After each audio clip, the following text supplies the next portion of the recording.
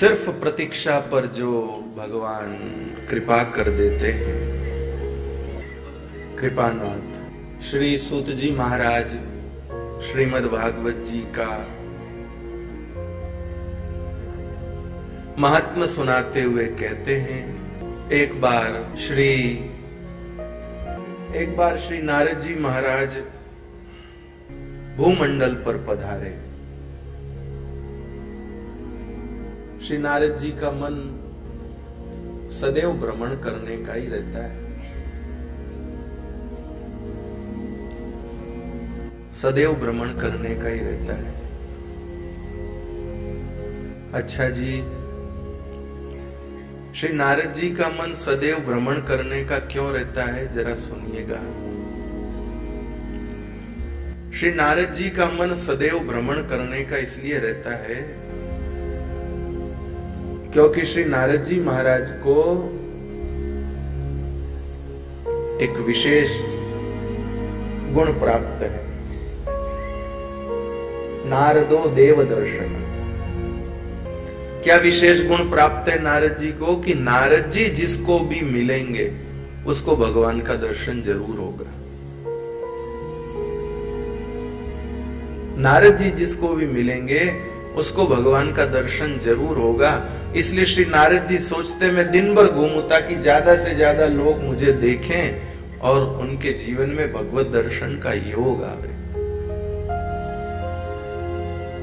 जैसे किसी नेताजी के पास में सत्ता आती है तो वो सोचते कि 5 सालों में जितना मैं अपने परिवार का, रिश्तेदारों का, अपने बंधुओं का भला कर सकता हूं वो करना चाहिए, ऐसा सोचते हैं कुछ।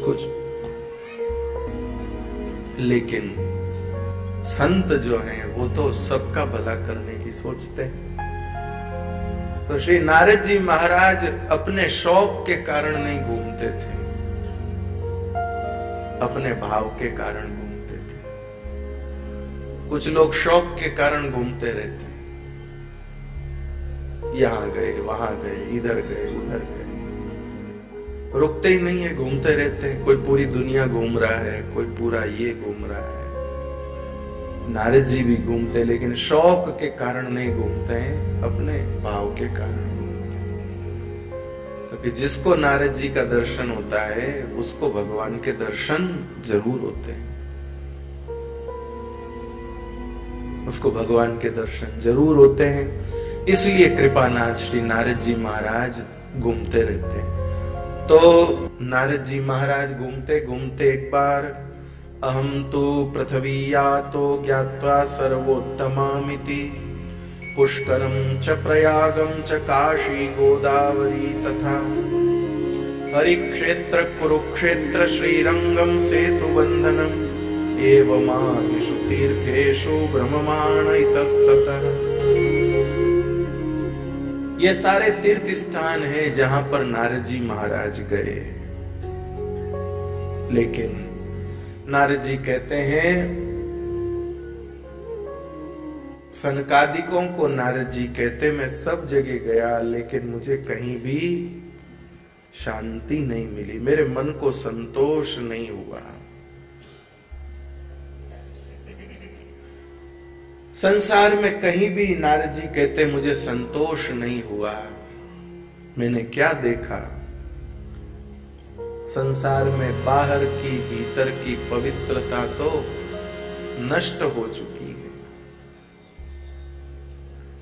और संसार में सबका मुख्य काम जो है वो पेट भरना ही है, इसके सिवाय और कोई दूसरी चीज है नहीं। और अब नारद जी घूमते होंगे तो देखते होंगे भाई अब तो लोग पेट भरने के सिवाय और भी बहुत सारी जीव की इच्छाएं। पहले तो खाली पेट भरना मात्र ही पुरुषार्थ था, इतनी ही, साईं इतना दीजिए जहां मैं कुटुंब समाए मैं भी भूखा ना रहूं, साधु न भूखा जाए। इतना आ जाए कि मेरा परिवार का भी पोषण हो जाए और मेरे घर कोई अतिथि आए उसका भी पोषण आ जाए। लेकिन अब अतिथियों से, साधुओं से प्रेम करता ही कौन है, खुद का ही नहीं पूरा होता। अरे महाराज इतने साल से देखो ना, नया फोन लाना है, अभी यही चल रहा है, देखो ना 2 महीने से वही फोन है। अरे इतनी बढ़िया गाड़ी आई है, वो गाड़ी लेनी है। बताओ, पेट भरना तो कोई विषय ही नहीं रहा। पेट तो हमारे वेंकटेश भगवान रोज हजारों लाखों के भरते। श्री जगन्नाथ भगवान रोज 1 लाख आदमियों का पेट भर देते हैं। श्रीनाथ जी में हजारों लाखों लोग प्रसाद पा लेते हैं। भैया कुंभ का मेला होता है तो लाखों लोग, करोड़ों लोगों का रोज पेट भरता है।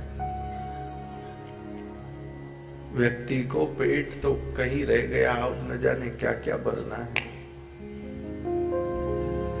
नारद जी कहते हैं मैं सब जगह गया लेकिन कुछ अच्छा नहीं लगा। पहले स्त्री पुरुष आपस में एक दूसरे को समझते थे, अब आपस में झगड़ते हैं, आपस में लड़ते हैं। कई तो शादी से पहले ही शुरू हो जाते लड़ना। कई ऐसे भविष्य के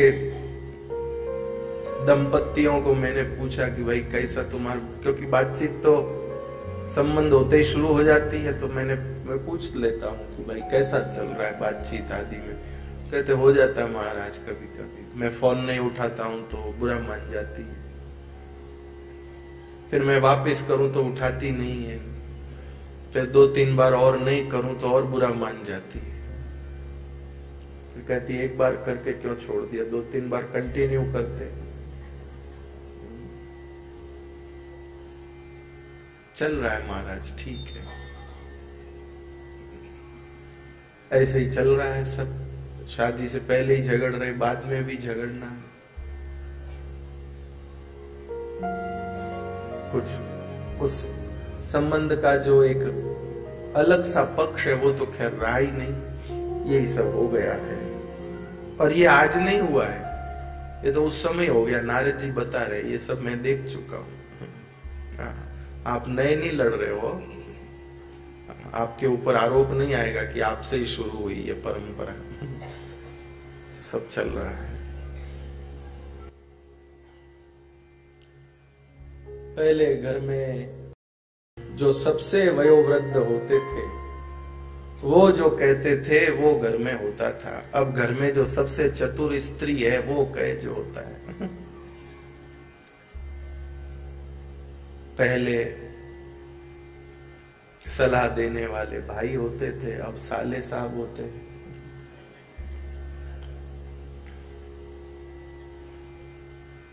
भीत में आड़ो, घर में हाड़ो, ऐसे ऐसे ऐसे लिखा है। तो सब ऐसा हो गया। आश्रमों में, तीर्थों में, कहने को तो सन्यासियों का आश्रम में अंदर जाके देखो तो गृहस्थी पूछते महाराज ये फ्रिज कहाँ से लाए, महाराज ये पर्दे कहाँ से खरीदे, महाराज ये फर्नीचर कहाँ से डिजाइन किया। ऐसे लोग, गृहस्थी लोग महात्माओं से पूछ रहे हैं कि आपने ये सब कहाँ से तैयार करवाया। नारद जी बोले ये सब देख करके मैं तो दुखी हो गया। मैंने देखा लोग अन्न बेच रहे हैं, भोजन बेच रहे हैं, जबकि अन्न कभी बेचा नहीं जाता, भोजन कभी बेचा नहीं जाता। ऐसे सब देखा। ये सब देख करके मन को अच्छा नहीं लगा। तो नारद जी कहते हैं मैं वहां से भ्रमण करते करते यमुना जी के तट पर आ गया। यामुनम तटमापन्नो यत्र लीला हरेर्भुवः।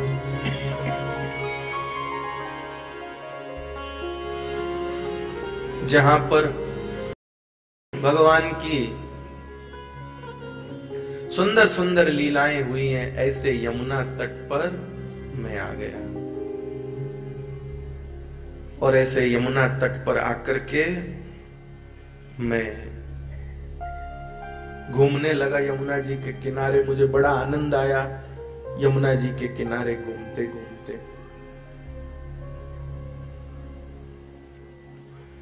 आनंद क्यों आया यमुना जी के किनारे घूमते घूमते? क्योंकि भगवान की लीलाओं का स्मरण होने लगा। प्रकृति इस संसार में जितनी भी है, प्रकृति इस संसार में जितनी भी है, वो सारी प्रकृति जीव को परमात्मा से जोड़ने के लिए है, भोग के लिए नहीं है, योग के लिए। पहाड़ों में ऋषि मुनि साधु संत राजा महाराजा साधक लोग योग के लिए जाते थे, भोग के लिए नहीं। आजकल कई दंपति वैवाहिक भ्रमण पर जाते हैं, विवाह के बाद घूमने जाते हैं ना, तो ऐसे ही किसी पहाड़ी जगहों पर जाते हैं। लगता है मानो तप करने जा रहे हैं, ब्याह होते ही चलो पहले तपस्या करके आते हैं। लेकिन भैया तप करने तो कौन जाता है? सब करदम देवहूति नहीं होते। श्री करदम जी महाराज ब्याह होते ही तपस्या में लग गए, देवहूति सेवा में लग गई। यहाँ तप सेवा सब बाद में होगी, पहले घुमाई हो जाए। चलो भैया, तो भ्रमण पर जाते हैं। लेकिन मेरी प्रार्थना है आप वहां जाते हैं, अच्छी बात है, लेकिन वो जगह योग की है, प्रभु का स्मरण करने की है। कैसे प्रकृति की उस सुरम्यता में आप एक दूसरे पर ध्यान दे पाते होंगे, यही एक मुझे तो आश्चर्य लगता है। मेरा कोई ये अनुभव तो नहीं है भैया, लेकिन मैं सोचता हूं कि आप घर में अपनी पत्नी पर जितना ध्यान दे सकते हैं उतना बाहर जाके नहीं दे सकते। तो कृपानाथ, क्योंकि वो सब स्थान जो हैं वो सब प्रभु स्मरण करने के हैं। प्रकृति के पास जाकर परमात्मा को अनुभव करने की कोशिश करनी चाहिए, परमात्मा को जाकर अनुभव करने की कोशिश करनी चाहिए। तो नारद जी कहते, मैं यमुना के किनारे किनारे भगवान की लीलाओं को अनुभव करते हुए घूम रहा था कि इतने में मैंने देखा वृद्धो द्वो पतितो पार्श्वे निश्वसन्तावचेतनो शुश्रूषन्ति प्रबोधन्ति रुदति च तयो पुरा। एकातु तरुणी यत्र खिन्न मानसा, एकातु तरुणी यत्र निषण्णा खिन्न मानसा। एक युवती थोड़ी उदास उदास सी रो रही थी, उसके पास दो पतित पुरुष, दो ऐसे गिरे हुए थे वृद्ध, जो अचेत थे, जिनको कोई होश नहीं था। नारद जी कहते हैं उस स्त्री ने, मैंने उसको देखा, लेकिन देख के मैं रुका नहीं। मेरे को क्या करना, मेरे को क्या करना, मैं आगे बढ़ा। लेकिन उस स्त्री ने पीछे से मुझे आवाज दी, भो भो साधो क्षणम तिष्ठ मच्चिंतना मच्चिंतामपि नाशय दर्शनम तव लोकस्य सर्वथागहरम परम। यदा भाग्यं भवेत् भूरि भवतो दर्शनम तदा बहुधा तव वाक्येन दुःख शांतिर्भविष्यति। बड़ी अच्छी बात उस स्त्री ने कही। वो स्त्री कौन है? अरे भाई, वो भक्ति महारानी और उसके बेटे ज्ञान वैराग्य, जो इस ब्रज भूमि में अचेत हो गए हैं। तो श्री भक्ति महारानी ने क्या कहा? भक्ति महारानी ने कहा, बहुधा तव वाक्येन दुख शांतिर भविष्यति। हे महाराज, कई बार सिर्फ आपके बोलने से ही दुखों का नाश हो जाता है। कुछ चिकित्सक तो ऐसे होते हैं कि जिनकी औषधि लेंगे तब भी 3-4 दिन में लाभ होगा, और कुछ चिकित्सक ऐसे हैं कि जो कुछ बोलते भी हैं तो भी मरीज को आराम आ जाता है। रोगी डॉक्टर को दिखाने के लिए गया, लौट कर आता है और घर वाले पूछते अब कैसा लग रहा, अब क्या बोले अच्छा लग रहा। अरे दवाई तो ली नहीं अभी। लेकिन बहुधा तव वाक्येन, बहुधा तव वाक्येन दुख शांतिर भविष्यति। खाली बातों से भी भला हो जाता है भाई। खाली बातों से भी भला हो जाता है। तो नारद जी ने कहा, देवी तुम चिंता मत करो, मैं तुम्हारे कल्याण के लिए कुछ करता हूं, तुम्हारे कष्ट को मिटाने के लिए मैं करता हूं। और श्री नारद जी वृंदावन भूमि का महात्मा मन में स्मरण करते हुए भक्ति महारानी का दुख दूर करने के लिए परिश्रम करते हैं।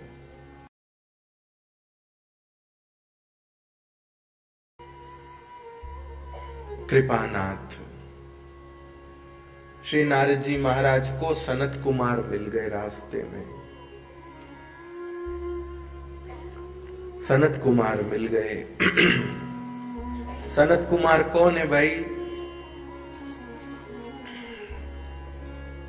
5-5 साल के बच्चे हैं।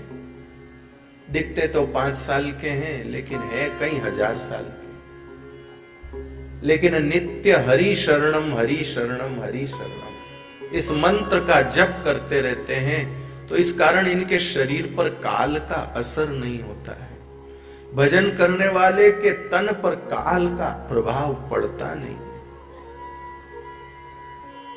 अजी इसीलिए तो हमारे ऋषि मुनि जंगल में हजारों हजारों साल भी तप करते थे। कृपानाथ भगवान का नाम बहुत बड़ा बल है जी।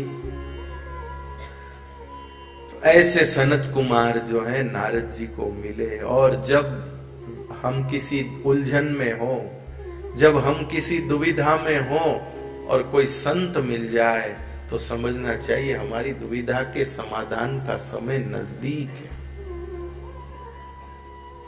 हम जंगल में जा रहे हो और सामने से डाकू आ जाए,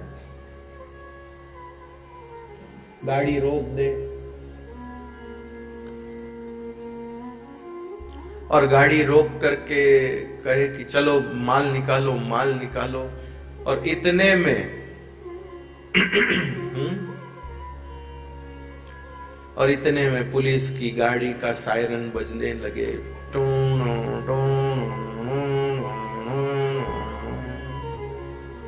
तो सायरन को सुन के कितना आराम आ जाता है कि बस अब चिंता वाली बात नहीं है, अब थारे काको से आवे ला रहे। मन को एकदम बल मिल जाता है कि अब चिंता की बात नहीं, अब इसका वो आ रहे हैं, वो इनको समझ लेंगे। चोर भी घबरा जाते कि अरे ये आ रहे हैं, अब तो हटो यहाँ से, भागो। बस ऐसे ही जब हमारे को कोई डाकू लूट रहे हो और पुलिस की गाड़ी का आना हमारे लिए सहारा बन जाता है, ऐसे ही हमारे जीवन में कोई समस्या चल रही हो और ऐसे में कोई संत आ जाए तो ये भी हमारी समस्या को दूर करने का एक सहारा है। नारद जी को सनत कुमार मिले, नारद जी ने सारी बात उनको बताई। उन्होंने कहा महाराज सत्कर्म सूचको नूनम ज्ञान यज्ञ स्मृतो बुधे श्रीमद् भागवतालाप सतु गीत शुकादिति। यदि आप ज्ञान वैराग्य को जागृत करना चाहते हैं तो उसके लिए बहुत अच्छा तरीका है। श्रीमद् भागवत की कथा से ये दोनों जाग सकते हैं। ये दोनों जाग सकते हैं। तो नारद जी ने कहा, मेरी ओर से तो कोई देरी नहीं है, अब आप भी विलंब मत करिए और कृपा करके आप ही अपने मुख से भागवत कथा कह दीजिए। सनत कुमारों ने कहा, भाई हमारे भाइयों में एक बात है। क्या बात है? बोले, हम कथा सुनते हैं तो भी चारों भाई सुनते हैं, और कथा कहते हैं तो भी चारों भाई कहते हैं।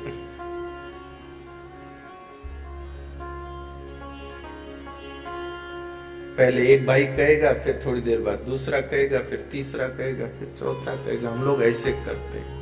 नारद जी ने कहा, भले चारों कहो, चाहे दो कहो, चाहे एक कहो, हमें तो कथा कह दो आप। नारद जी कहते हैं, भाग्योदय न बहुजन्म समर जीते न, सतसंगमं च लभते पुरुषो यदावे, अज्ञान हेतु कृत मोह मदांधकार, नाशं विधाय हि तदो दयते विवेक। अरे भाई, भाग्योदयेन बहुजन्म समर्जितेन सतसंगमं च लभते पुरुषो यदावे।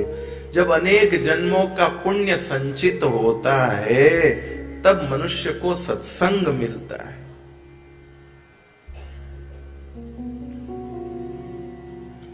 अनेक जन्मों का पुण्य जब संचित होता है तब सत्संग मिलता है। अज्ञान का नाश करता है, विवेक का सूर्य जीवन में आता है सत्संग से। इसलिए भैया सत्संग करो, भगवान की कथा सुनो। नारद जी कहते हैं, बहुत भाग्य से तो मौका आया है। आप क्या ये सोचकर छोड़ दें कि ये 2 बोलेंगे 3 बोलेंगे, कोई भी बोले आप तो कथा करिए, ठीक है जी। और हरिद्वार में गंगा द्वार समीपे तु तटमानंद नामकम, नाना ऋषिर्गणे जुष्टम देव सिद्ध निषेवितम। हरिद्वार में आनंद नाम का गंगा जी का तट है, वहां पर सब महात्मा इकट्ठे हो गए और वहीं पर भैया गंगा जी के किनारे कथा हुई। अब तो भैया कई बार चलती कथा में आंधी आ जाती है, बारिश आ जाती है, क्या करें। पहले ऐसा नहीं होता था। कथा सुनने वाले इतने श्रेष्ठ होते थे भैया जी, सुनना ध्यान से आप सब लोग। कथा सुनने वाले इतने सिद्ध होते थे कि उनके संकेत पर प्रकृति चलती थी। सुनने वाले ऐसे होते थे। आप कहेंगे कि महाराज अपने ऊपर तो ले ही नहीं रहे। सुनने वाले ही ऐसे होते थे। अजी, सुनाने वाले से बड़ी तपस्या आपकी है। सुनाने में तो हर व्यक्ति कुशल है, आपको मौका मिले तो आप भी सुना दोगे। सुनाने में हर व्यक्ति कुशल है और सुनाने को तैयार बैठे हैं, मौका ही नहीं मिलता है। कई बार कई पत्नियां घर जाके कहती हैं अपने पति को कि महाराज ने ऐसी बात कही, यूं बोले। कई पतियों को पचता नहीं, वो कहते कि ये क्या महाराज आते हैं कभी और हमारी श्रीमती जी हमारे गुणों को भूलकर महाराज यूं करती। तो पति कहते कि उनसे बढ़िया बात मैं तुम्हें सुना सकता हूं, बस मुझे महाराज की तरह बोलना नहीं आता है, बाकी मुझे उनसे ज्यादा पता है। क्या दिन भर महाराज ने ये कहा वो कहा, मैं उनसे ज्यादा तुझको सुना सकता हूं, मेरी तो सुनती नहीं तू। बस उनकी तरह बोलना नहीं आता है। ऐसे ही भैया बोलना सब, तो सुनाने से भी ज्यादा बड़ी साधना सुनना है। तो वो जो दो भाई थे जो कच्ची बाटी खा के आ गए, वो एक दिन कथा में बैठे थे, कथा चल रही थी, इतने में बादल गरजे। ऐसा लगा कि आज तो निश्चित रूप से वर्षा होने ही वाली है। तो उस भाई को लगा कि अब बरसात होगी तो कथा में बाधा पड़ जाएगी, विषय अधूरा रह जाएगा। तो उस एक भाई ने हाथ से यूं इशारा कर दिया ऊपर और इंद्र को कहा कि खबरदार, जब तक कथा होती है तब तक बरसात हो। मेघों की गड़गड़ाहट रुक गई, चढ़ी हुई वर्षा रुक गई, आंधी तूफान रुक गए, कथा पूरी हुई। महाप्रभु जी ने उसको कहा, भैया अब तो जरा वापिस इशारा कर दे, कथा हो गई। तब उसने कहा, हाँ भाई अब आप करो अपना काम। किसी ने श्री महाप्रभु जी को पूछा, महाप्रभु जी इन दोनों में इतनी ताकत कहां से आ गई कि इन्होंने मेघ को रोक दिया, इंद्र को सावधान कर दिया, स्तभित कर दिया। बोले ये गोवर्धन नाथ की कथा सुनते हैं तो जिस कन्हैया ने गिरिराज पर्वत उठा लिया, वो हाथ से अगर बारिश रोक दे उसमें क्या बड़ा आश्चर्य। नहीं महाराज, फिर भी ये तो एक बहुत बड़ी सिद्धि है। ये सिद्धि इनको मिली कैसे? श्री महाप्रभु जी कहते ये कथा सुनने की सिद्धि है, कथा सुनने की सिद्धि। माफ कर दीजिएगा भाई, मैं गलत भी हो सकता हूं, लेकिन मैं आपको सच कहता हूं, जिस कथा में एकाध श्रोता भी ईमानदारी से कथा सुनने वाला बैठा होगा, उस कथा को प्रकृति कभी नहीं बिगाड़ सकती। प्रकृति में इतनी ताकत नहीं है कि उस कथा को बिगाड़ दे, जिस कथा में एक भी श्रोता ईमानदारी से सुनने वाला हो। तो भैया इसलिए गंगा जी के किनारे कथा हो रही, पर गंगा जी कथा में बाधा नहीं डालती। सब बैठे हैं प्रेम से, और सनत कुमारों ने कथा का मंगलाचरण किया। आहा,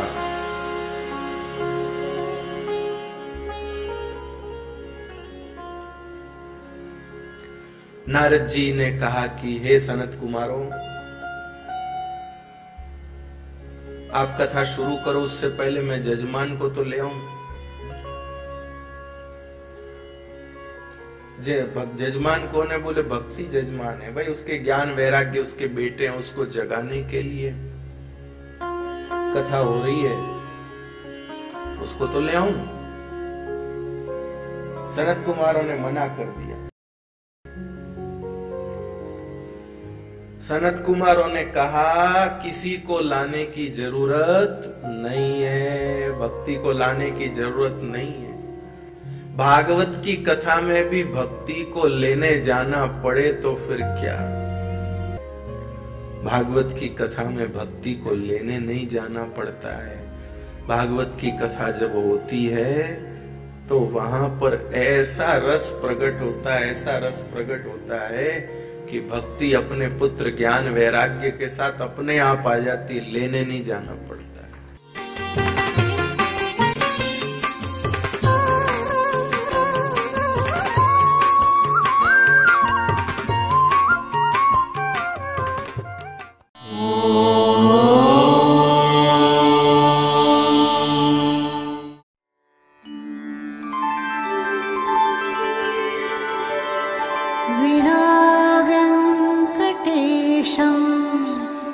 ननाथो ननाथः सदा वेङ्कटेशं स्मरामि स्मरामि। हरे वेङ्कटेश प्रसीद प्रसीद। प्रियं वेङ्कटेश प्रयच्छ प्रयच्छ।